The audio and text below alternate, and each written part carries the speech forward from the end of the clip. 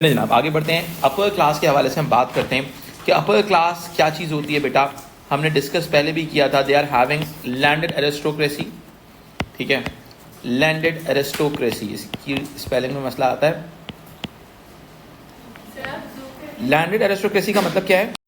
अगर हम बात करते हैं लैंडेड एरिस्टोक्रेसी के हवाले से तो हमें क्या समझ में आता है कि लैंडेड एरिस्टोक्रेसी है क्या चीज़। First we need to understand they are the landlords. ठीक है, पूरी दुनिया में लैंड लॉर्ड्स एग्जिस्ट करते हैं, यूके के अंदर भी एग्जिस्ट करते हैं। ठीक है, लेकिन over the period of time इनका इन्फ्लुएंस, इनकी इकोनॉमिक पावर ओवरऑल वर्ल्ड के अंदर डिक्लाइन का शिकार है। ठीक है, reason is what? Reason is quite simple कि दुनिया में राइज ऑफ सर्विस सेक्टर हो रहा है। इनका जो मेजर बिजनेस है वो प्राइमरी सेक्टर के साथ लिंक। समझ में आई बात? The core business is link with the primary sector. ठीक है अब लैंडेड एरिस्टोक्रेसी जो होती है मेरा बेटा, it's link with the small group,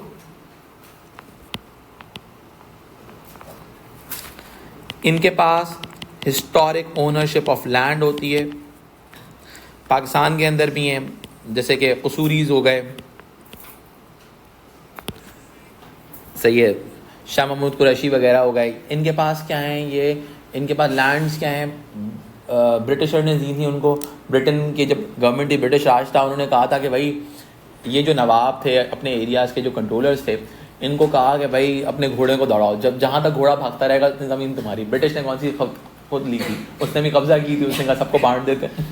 ठीक है, उसने ये जो पाकिस्तान में सिंध और पंजाब में जो मेजर लैंड लॉर्ड्स हैं वो ऐसी उन्होंने ब्रिटिश राज से उन्होंने ज़मीनें ली हैं। तो इसको कहते हैं हिस्टोरिक ओनरशिप ऑफ लैंड।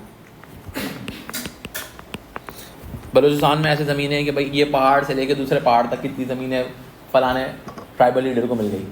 तो इट हैपेंस। तो इनको कहते हैं हिस्टोरिक ओनरशिप ऑफ लैंड है इनके पास। ठीक है, दूसरी चीज़ ये होती है कनेक्शंस विद द मोनार्की होते हैं।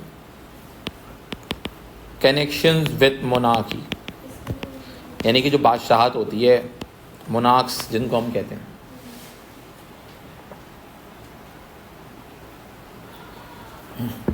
उनके साथ इनके लिंकेज होते हैं, उसी वजह से तो उनको ज़मीनें मिलती हैं। ठीक है, अच्छा अब क्या हो रहा है कि दुनिया के अंदर पर्टिकुलरली इनकी पावर तब से डिक्लाइन का शिकार हुई जबकि सर दुनिया के अंदर सेकेंडरी सेक्टर डेवलप होना शुरू हुआ। ठीक है, यानी कि जब से सेकेंडरी सेक्टर दुनिया में डेवलप हो रहा है वैसे वैसे इनकी पावर इम्पैक्ट होना शुरू हुई। देखो क्या हुआ, डिक्लाइन ऑफ पावर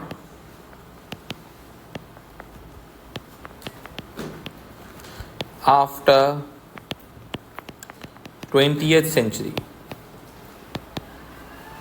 ठीक है, 20th सेंचुरी के बाद से इनकी पावर में इम्पैक्ट आना शुरू किया, इनकी पावर डिक्लाइन का शिकार हो गई।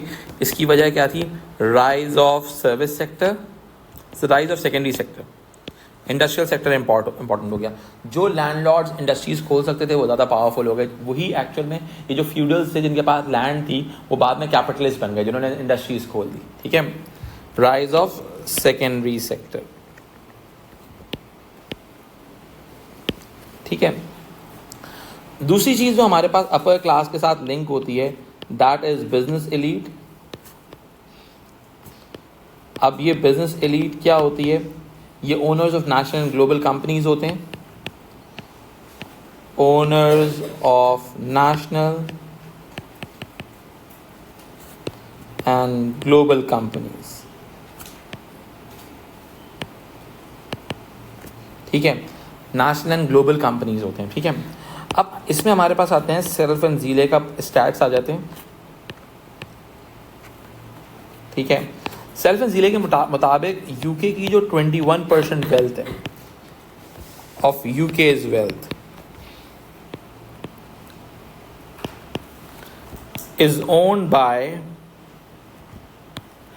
1% of population.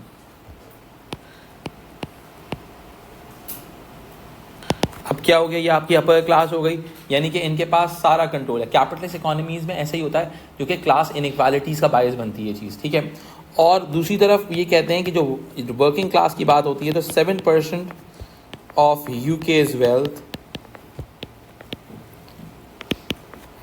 Is owned by 50% of population.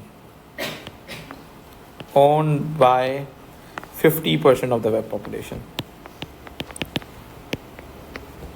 यानी कि 50% पॉपुलेशन जो है वो क्या है बेटा, ये वर्किंग क्लास है। ठीक है, तो आप सेल्फ एंड जीले के मुताबिक क्या हो गया, ये इन्होंने अपर क्लास की आइडेंटिफिकेशन की। अपर क्लास क्या होता है बेटा, एक बिजनेस एलीट जो होती है top notch of the society होता है, सोसाइटी का टॉप नॉच पॉइंट होता है। एक्चुअली सोसाइटी जो होती है ना बेटा, वो एक्चुअल में इस तरह का एक ट्राइंगल बनता है। ठीक है, अगर मैं आपको थोड़ा सा समझाऊं, आपकी सोसाइटी का जो ये वाला पार्ट होता है ना, ये अपर क्लास होता है,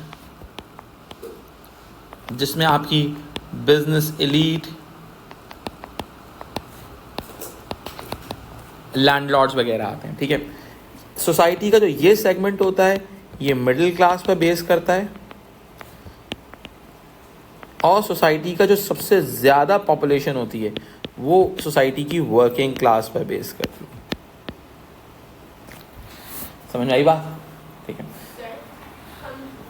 वर्किंग क्लास के अंदर सेल्फ एंड जीरो को बिल्कुल इंक्लूड कर सकते हैं स्टार्स के अंदर। ठीक है, अच्छा जनाब, अब मैंने आप लोगों को यहाँ तक समझाया, अब मैं आगे लेके चलता हूँ।